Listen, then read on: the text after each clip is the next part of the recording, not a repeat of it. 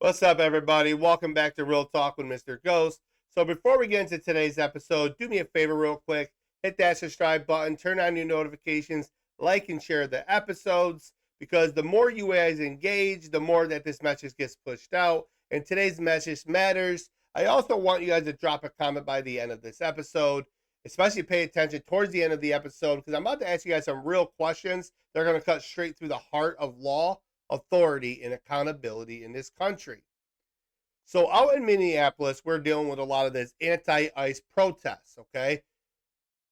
This is all because ICE has now shot 2 people in the span of a week. But here are some facts that people don't like to hear. Renee Good ended up driving her vehicle towards an ICE agent, try to run him over. I watched the body cam footage. I watched 14 different angles, and every single angle was very confusing until we saw the body cam footage where you physically see him get hit with the vehicle. Now, we could argue all day whether that officer should be standing in front of the vehicle. My personal preference, not really. But if you insinuate that the suspect is not going to drive off, I could understand that. But none of us were ever within the mindset of that officer. So we don't have the right to make that judgment of what was going through his mind. But he was rightful to fire his weapon. Now, when it comes to the other individual, well, this guy needs some real facts. This is an illegal migrant from Venezuela who was being lawfully arrested. There was a physical struggle that broke out. He was able to break free after a group of people came out of their home and started attacking the agent. Then he was able to get a shovel and start beating the agent. What did the agent do? He fired his gun. You play stupid games, you're going to get stupid prizes. I know people are going to say, well, why does he have to use a gun against a shovel? Oh, there's a group of people beating him with broomsticks, with sticks, with a shovel. Those are deadly weapons. You could literally beat somebody to death with a stick. So he has the right to fire his gun. But what we hear from the Democrats, well, instead of condemning this violence towards law enforcement, we have watched these political leaders deflect, distort, and blame law enforcement, even blame Trump. These are the very people who are tasked with upholding our laws. And President Trump has responded very clearly of what's going to happen if they don't get this under control.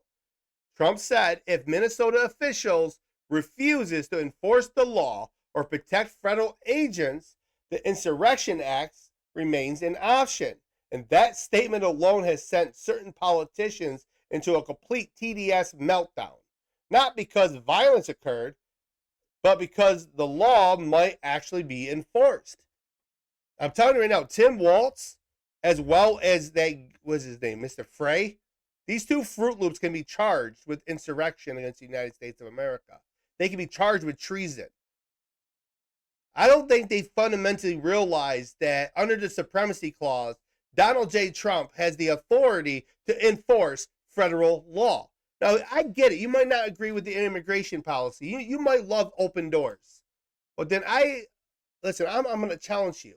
For those out there who are against the immigration enforcement and you're against the immigration policy, open your doors. Let any homeless man or any homeless individual, woman, man, whatever, let them sleep on your couch. Invite your neighbors into your house. They never have to leave. But they don't got to pay bills. Okay? They don't got to pay bills. They just live for free. Eat your food, run up your electric, destroy your house. Then we'll talk afterward. Because I promise you, you're not going to like the end result. But we're going to dive into what Trump has to say real quick and what's happening. And I'll give you my full concise why I think the Insurrection Act should really be, well, it should be implemented. Because enough is enough. Let's roll it.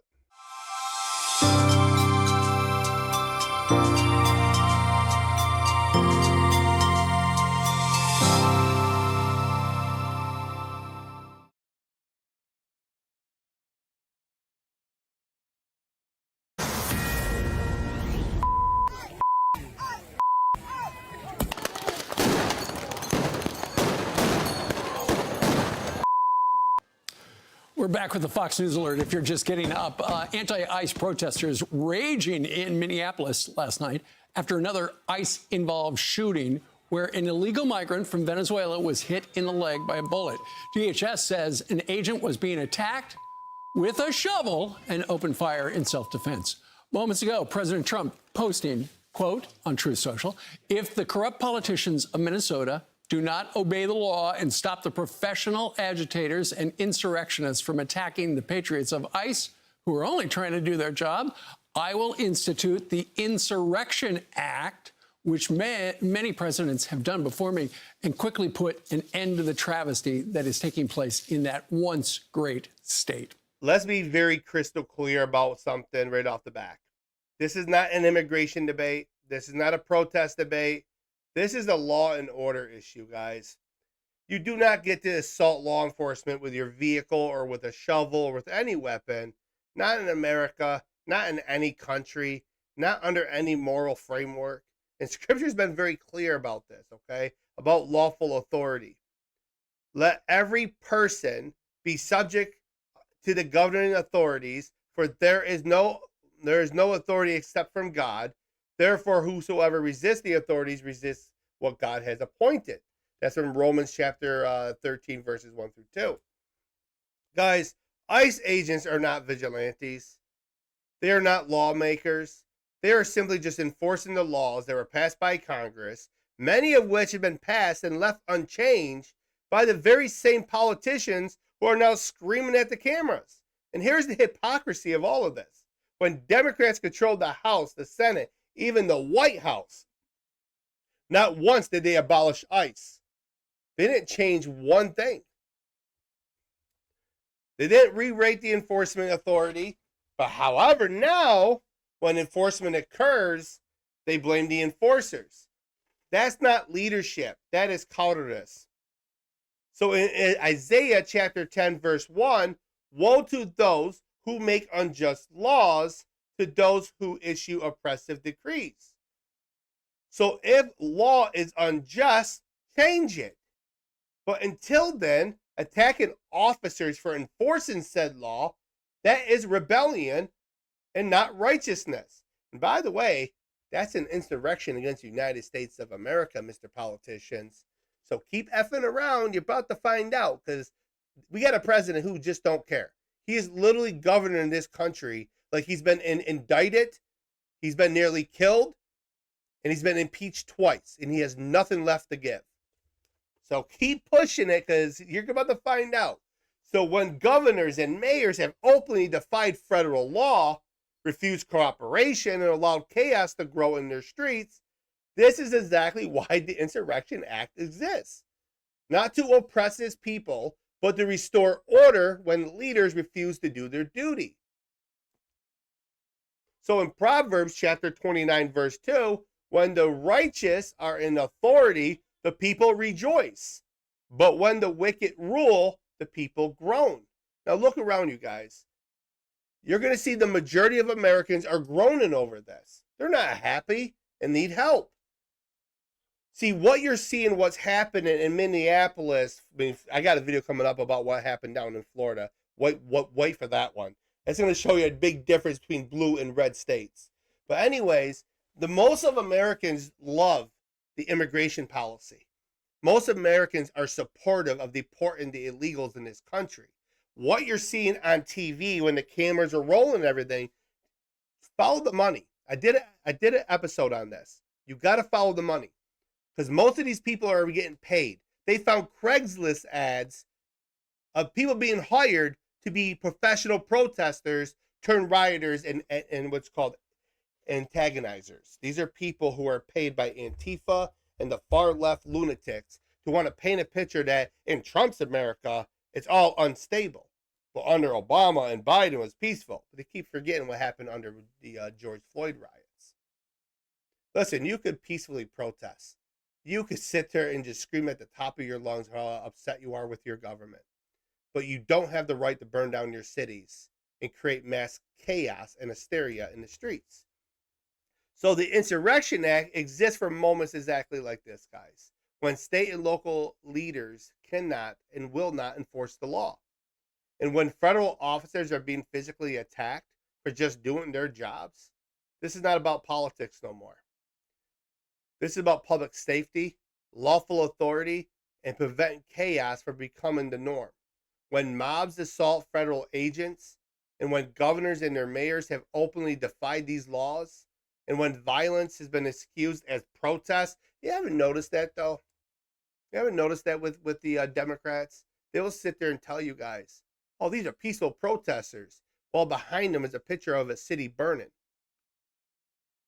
The social contract has already been breaking down. The Insurrection Act is not the first resort.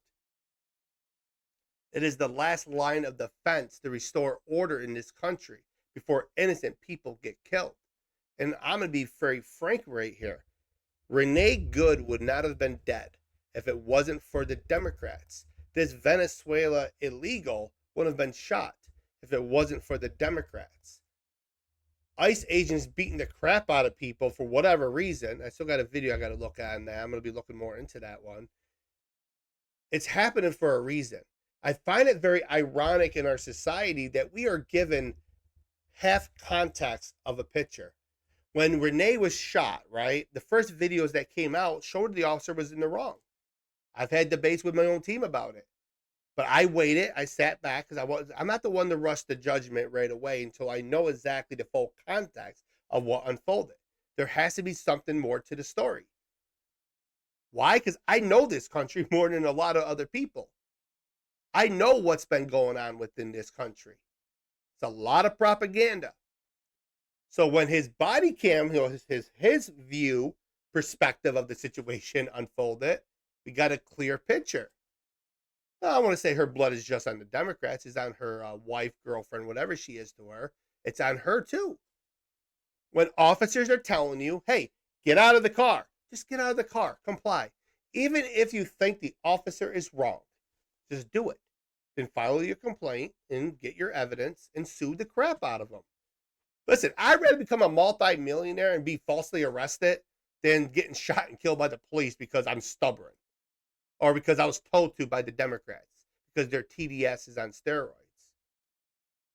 But we got to understand, President Trump, listen, waiting longer doesn't mean calm attentions. It embroils the lawlessness in our country. See, history has shown this before. See, this is not the first time that this would be implemented. The Insurrection Act has been used before. When states refuse to uphold the law, not to punish citizens, but to protect them, law without enforcement is just a suggestion. And suggestion does not stop riots, assaults, and honestly, will not stop these organized and paid agitators. If the rule of law collapses in one city, it sends a message to every other city in this country that the violence works. And this is why this matters now, not later. Once again, you got to understand the government has a God-given responsibility to restrain the evil and not negotiate with it. You could run back to the book of Romans to the chapter 13 verses 4. For the ruler is God's servant for good. He does not bear the sword in vain. Or you could go to Isaiah chapter 1 verse 23. Your rulers are rebels, companions of thieves. They do not defend the fatherless. When leaders refuse to defend the order, someone must. So this is why Trump needs to step up and implement the Insurrection Act. The Insurrection Act is not tyranny. It is restraint. It is accountability. And it is the hard line between order and anarchy. And the hard question for a lot of my viewers is this. If law won't be enforced, who exactly are we supposed to trust to keep the peace in this country? Because I've seen for far too long the Democrats cannot be in charge no more. They love this type of stuff. They are like a little kid in a candy store and they throw their fit. You know, they start throwing things, smashing things until you buy them what they want. That's what happens with the Democrats. I've noticed that time and time again. They'll keep pulling all of these cards, these riots, these paid agitators, just to paint the narrative that those on the right can't keep control of this country so they can get into power. They get what they want, they calm down, right? No longer. I'll ride or die this entire ride out. It don't bother me. Because at the end of the day, we are done with your temper tantrums. You're going to get a spanking. You're going to be sent to the corner, just like a little bad kid. I think corporal punishment with kids need to be brought back, to be honest, to a certain extent. We got to start teaching these young people respect. I'm saying, teaching these young people how to be respectful members of society. And I'm not saying corporal punishment is the answer, but something has to give. The moral clarity in our society is breaking down. That restrainer against the evil is being slowly lifted on this country. And if we do not do something about it, it will definitely be lifted to a point where this country will not be a country no more. So here's a hard question I want you guys to answer in the comments. Well, at what point does political defiance becomes an open rebellion? And who pays the price when leaders refuse to enforce the law? Because scripture does not bless chaos. God doesn't excuse violence dressed as activism. And he doesn't condemn enforcement. He condemns leaders who refuse to restrain the evil in this country and around the world. See, we can run back to the book of Psalms real quick. Chapter 82, verses 3 through 4. Defend the weak and the fatherless. Uphold the cause of the poor and the oppressed. Rescue the weak and the needy. Deliver them from the hands of the wicked. Law enforcement exists to do exactly that. And when they are attacked for just simply doing their job, silence becomes complacency. Enough is enough. You don't have to agree with the enforcement of the law. You do not have to agree with the law itself, but you do not get the right to act violent at all. So drop your comments below. I want to hear from you guys. Share this episode. And remember, truth doesn't fear enforcement, but chaos definitely does.